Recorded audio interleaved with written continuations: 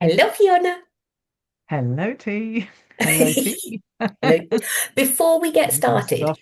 can I have a very childish giggle about my tea today? Because Yes. you might remember from Spain the brand Hornymans. Oh, yes. Yes, I do. Yes. So yeah, so today I've got a Hornymans tea, and it's apple They're and from cinnamon. Crystal Palace, though, Horniman. Oh, really? Somewhere like Crystal Palace, there's a museum, and it's called something like the Horniman's Museum. I mean, obviously, yeah, it's Hornymans with an I for anyone who's not familiar. So it's obviously somebody's surname, but Yeah, yeah. always makes me chuckle. Yes. And what are you drinking today? Red Bush, Nice. because I like it. It's a nice warming tea.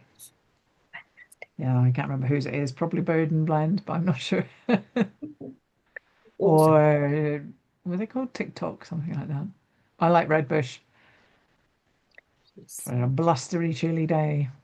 Yeah, looking forward to the springtime. If you're not watching this on the day we release it, it's cold, it's miserable. We're waiting for springtime and then summer. But on Yes. to happier things. Yeah. Poetry. Poetry. I beat you. Poetry, poetry. Yes, I was just thinking actually, I saw snowdrops yesterday, and of course, daffodils are often referenced in Mhm. poetry. I'm not sure if snowdrops are. I bet they are. I bet Thomas Hardy's got something about snowdrops. Yeah. Yeah, in fact, I was thinking, do I use much poetry nowadays? And I don't. But um, last year, 2 years ago, for the TESOL Spain conference, I did a session on bringing nature into the classroom, and Mm. we talked about using poetry. And Daniel Brint, who's wonderful and very poetic, and I love listening to his voice, he talked about doing haikus with Uh, kind of the seasons or, some sort of nature theme and taking that one aspect of it. And, with haikus, you can kind of explode them, but there's still, you don't have to write this huge, long poem with rhyme and yeah, iambic yeah. pentameter or anything like that. It can be relatively short. And it's a lovely way to get learners engaged It with is, and it's the good. It's senses. good for counting syllables. Mhm. I know, for example, my students didn't really have a concept of syllables. Not quite sure why. Um, Certainly in sound, Japanese functions in syllables, all languages do, but Mm. that they weren't aware. But I guess because written down, it's different. It's the different kanji. Mhm. Um, so yeah, haiku. We did some haiku as well, but we had to do some stand-up and stamping words so that they could work out how many syllables. Haiku. How many jumps? One, two. Sort of thing. Oh, Doing their names as well. Kaho. yes. Kyoka. How many bounces is Kyoka? So we did that first, and then we did haiku early on in the course. Yeah. What Fantastic. else did you used to do? You said you don't use it much now, but I Yeah. presume in the Mhm. past you did. Yeah, I remember as well another really lovely, it was like a diamond poem where you started, and I think I've got a blog post about it I on know what my you mean. very, very Yeah. old blog. And it started with a noun, and then you added kind of a noun and an adjective, And and then the in noun and the order. adjective and the doing verb. And it was a lovely kind of, again, you guide the learners through it. Yeah. So there's a lot of support for them starting out. And it just gets them to be really creative with the language Yeah. as Yeah. well. Well, sentence length, when we do, so I get my students to write poems, and I do it fairly early in the course because it's very empowering. They always get a bit scared to start with, but then when they find they can do it, and I only give them 15 minutes to write their poems, so then they feel amazing. They feel like they've Mhm. achieved it. I should have brought some. I didn't downstairs. I'm sorry. Um, but we start by looking at one, two, three, four poems, and we look at one called Celia Celia by Adrian Mitchell. And that one shows how. Um, so the first three lines of that poem are the same grammatical structure, and the fourth one is different. And it's how when you change the grammar, you change the mood, essentially. So the first three sentences, verses in that are, when I am sad and weary, and it's this sort of kind of the sad end of the working day, and then the last sentence shifts, and there's a change of grammar as well that indicates that shift. We look at that first, and the language is fairly simple, apart from the word weary. Yeah. And then we look at a Roger McGough, and it's a poem called "The Leader." Mhm. And the sentences are really short. The verses and the sentences within the verses are really short. So it's, can I be the leader? I can. Oh, can I be the leader? Can I? I can. Promise? Promise? Yippee! Yes, I'm the leader. So it's all whoo, whoo, whoo, whoo, whoo.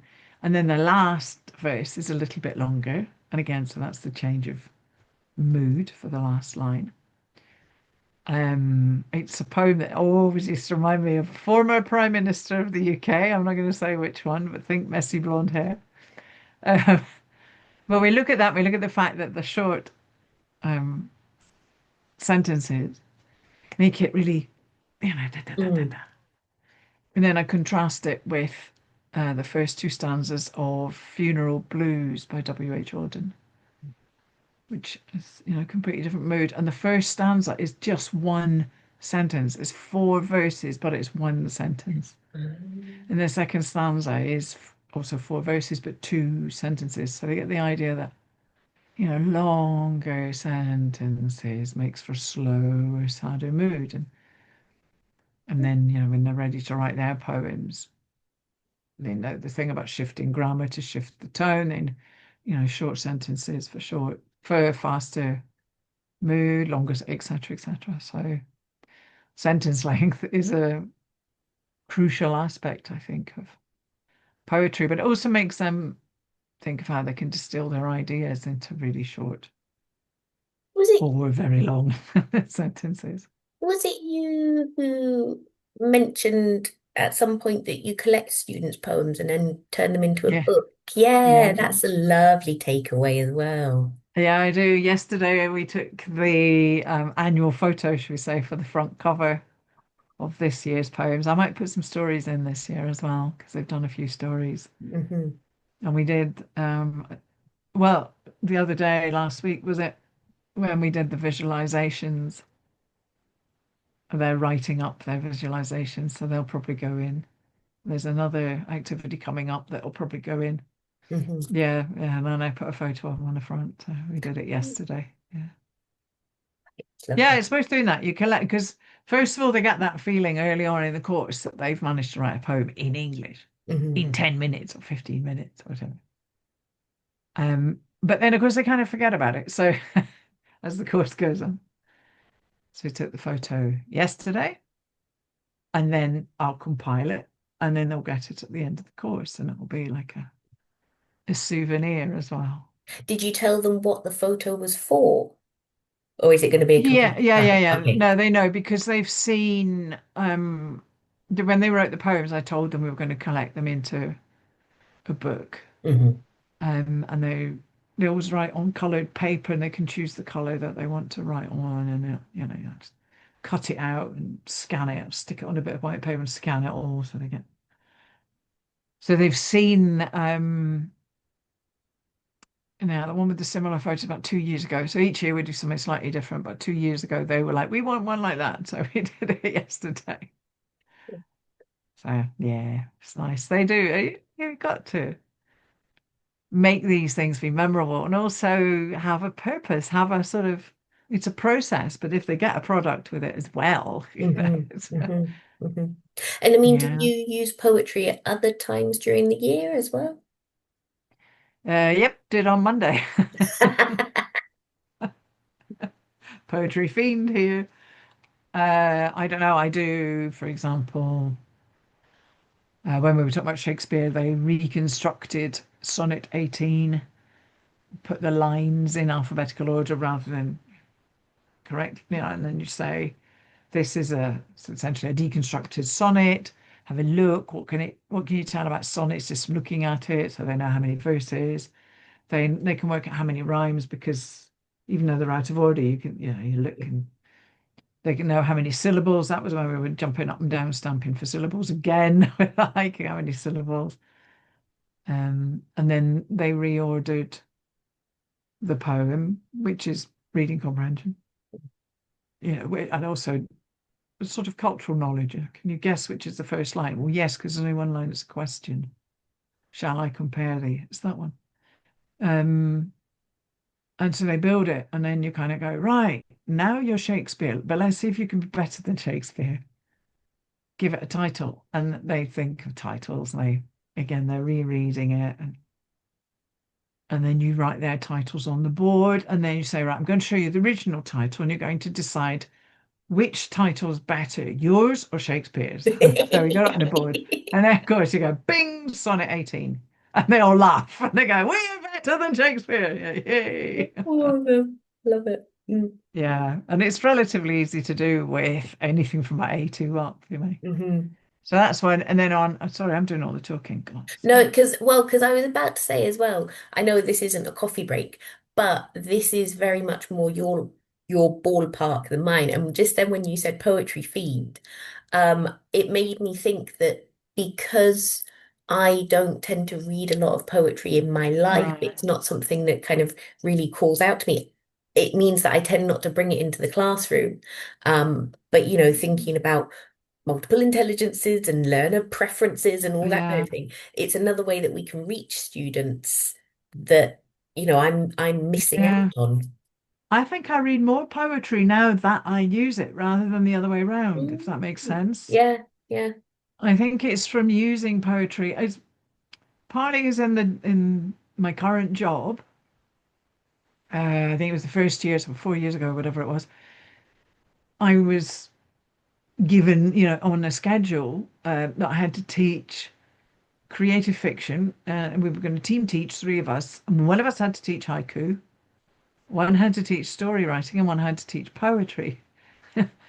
And my two colleagues kind of one went, "Oh, I want to do haiku." And the other one went, "Oh, I want to do story writing." So I was like, "Oh, okay, I'll do poetry, whatever. Yeah, I would work something out, and it started from there. And then I also, as a kid myself, I used to write quite a lot of poetry. Mm, And I've gone back to it recently, but what I write now, well, I wrote something in the pandemic about, it's called, forgot, oh, it's called A Brave New World, but it's about doing Pilates in an online class during the pandemic. And I write rhyming stories, which is not quite the same as poetry. And because of that, I started, and that kind of combination, and having to teach Shakespeare and whatever. So, and now just seeing the results, just seeing what happens when you go into class, say, right, today you're going to write a poem, and they all go, oh, and then you go through the Adrian Mitchell poem, Celia Celia, and you go through the Roger McGough, and you go through a Brian Bilston one called Phony Excuses, I think, something like that. mhm, And that shows them how English rhymes, because not all languages it's the final syllable. So we look at that and how, it says iPhone 6 and it's the number six, how it's all about sound, not about, the written shape, should we say. And then the long short, and then they write their poems and they're like, yay, we can do it, Um, and then like this on Monday, my students had asked me last week, it was a speaking skills for IELTS class. And I'd said to them last week, would you rather do pronunciation or do you want to do practice of part three of the exam or part two, whatever? And they said, oh, can we just do pure pronunciation this time? So I was like, mhm, yeah, sure. So we did a lesson on what part of the mouth the consonants come from, the different sounds, because Japanese is quite backed, whereas mm. Yeah, I remember saying English, that the other day. Yeah. yeah. And having done that, I put them into two groups, and I gave each group a poem, and I gave them an A. Milne poem each. And I said, right, you've got 20 minutes, and then you're going to perform it. Hmm. All right. And that was it. And so they were kind of peer teaching, and I was monitoring, and it meant we were getting sentence stress as well. from the rhythm. And that I chose ones that I've got a lot of and Hmm. sounds. Do you know Cottleston pie? No. No, Cottleston, Cottleston, Cottleston pie. A fly can't bird, but a bird can fly. Ask me a riddle, and I'll reply. Cottleston, Cottleston, Cottleston pie. Nice. I can't remember the middle verse, but the stanza, but the third one is Cottleston, Cottleston, Cottleston pie. Um, a fish can't whistle, and neither can I. Ask me a riddle and I'll reply. Cottleston, Cottleston, Cottleston pie. And it's actually flamenco rhythm if you want to do it in Spain. Cottleston, ta ta ta ta ta ta ta ta ta ta ta. And then we did lines and squares. The other group had lines and squares, which I don't know. I can read you a bit if you want. Do you Yeah. want me If you've to? got it there. Yeah, I think so. Because I love A.A. Milne. I'm a Oh, huge right. Tigger A.A. fan. Milne, for anybody who doesn't know, wrote Winnie the Pooh. It's the same writer. Here's lines and squares. Whenever I walk in a London street, I'm ever so careful to watch my feet. And I keep in the squares and the masses of bears who wait at the corners all ready to eat. The sillies who tread on the lines of the street go back to their lairs. And I say to them, Bears, just look at how I'm walking in all the squares. And the little bears growl to each other, He's mine! As soon as he's silly and steps on a line. And some of the bigger bears try to pretend that they came round the corner to look for a friend. And they try to pretend that nobody cares whether you walk on the lines or the squares. But only the sillies believe their talk. It's ever so important how you walk. And it's ever so jolly to call out, Bears! Just watch me walking in all the squares. I love that. Yeah. So, and it's all the and all and the Hmm. rhythm of it. So they did that and they really enjoyed it as well. Nice. And then we're coming up towards when we're recording this, we're coming up towards Valentine's Day. So we're going to write little stories Slug in love. about Oh. love. Yes, slug in love. So I'm going to read this one to them and then they're going to write. And it's I won't read all of it, but you'll get the gist if I read the beginning. Hold on. There goes Doug. Doug is a slug. Doug is a slug who needs a hug. So, hey, Doug, need a hug? Yep, Doug is a slug in need of a hug. But who wants to hug a slug called Doug? And then it goes on, and then there's a snail called Gail. Nice. Yeah, I was about to say you could probably kind of get them to think of different Well, actions and exactly. names and yeah. No, well, that's it. You see, he hooks up, not literally, but he hooks up with a snail called Gail, but it doesn't really work out. Oh. It don't work out with Gail. You know, says Doug, no, Wales Gale. It seems our master plan did fail. So then you have, poor old slug having a little weep, and then you could introduce other animals, not whatever the word doesn't work out, and then he finally meets my favorite insect, the ladybird, the bug. I've got even ladybirds in my ears. So yeah, he meets I can't remember her name. He meets the ladybird. This is Doug. He found his bug, and now he's super duper snug. Oh. This is Doug. He got his hug. He is a slug in love. Right, so I am doing this with 20-year-olds. But I think that's one of the joys of poetry as well, is Yeah. that it it doesn't necessarily have to be for kids. No, And often as well, it's a lot of those fun. stories take our adult learners back to their childhood and Yeah, this is brings it. back a lot of nostalgia of being read bedtime stories or looking Yeah. at books that had lots of pictures and color and Yeah, Yeah, and if you've ever seen the Wonky Donkey video I have with the because my sister grandmother reading the loves. Wonky Donkey, Yeah. anything like that. So poetry, I mean, it's great stuff, or little rhyming stories like that for sentence stress and Hmm. just sounds and makes it more interesting than sitting in class going, "What's the difference between teacher and t-shirt?" Sort of thing. Um, Yep. yeah, I don't know. I think poetry is it's a treasure box. Mm. They've got a big poetry book there. I can't even remember it. Mark Andrews, a former colleague of mine. Mark Andrews introduced me to a poem by, is it Auden? It's called The Post Train. And the whole poem is in the rhythm of a train. That kind of thing. You can do Oh, so yeah, much. yeah, yeah. Well, let us know in the comments what your favorite poems are, whether it's one that you use in class or not. And I'm And if you sure, use them in class or not, yeah, yeah. And and I'm what you sure we'll be do. back with another topic, well, with the another chat about the topic. Maybe I will try it and then come back with my feedback, how my learners You got need on to, with you need to, you need to. it. Yeah. Anyway, Fantastic. we'll be back next week. Yeah. Like and subscribe. Down We there, should write a probably. poem about liking and subscribing. There you go. Exactly. Homework. Bye bye.